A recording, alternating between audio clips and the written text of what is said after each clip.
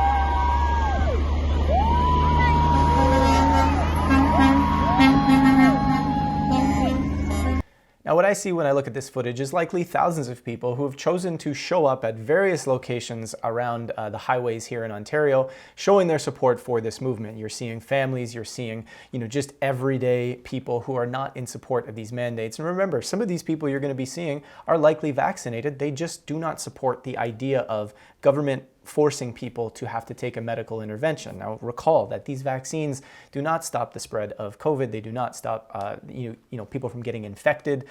These are a medication to reduce symptoms. So it's not like we're dealing with the classic vaccination where you take it and you can eradicate the disease. This is not what the COVID vaccines do. So we're setting a very dangerous precedent here by saying, yes, the government can mandate a medicine that reduces symptoms. Now imagine how much further that could go in other situations that could arise in the future. So this is very much something that people need to push back against. Plus, it goes against many rights and freedoms that people have.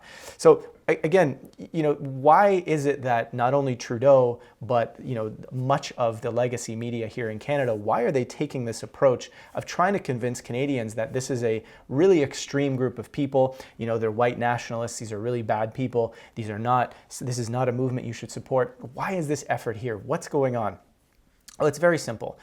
Typically governments don't enjoy coming clean. This is not something that they want to say, hey, we've been wrong about a ton of things. Not only that, governments continually enjoy power and taking more and more power and more rights away from citizens. We've seen this happen decade after decade after decade. This is the culture of how government currently operates on this planet.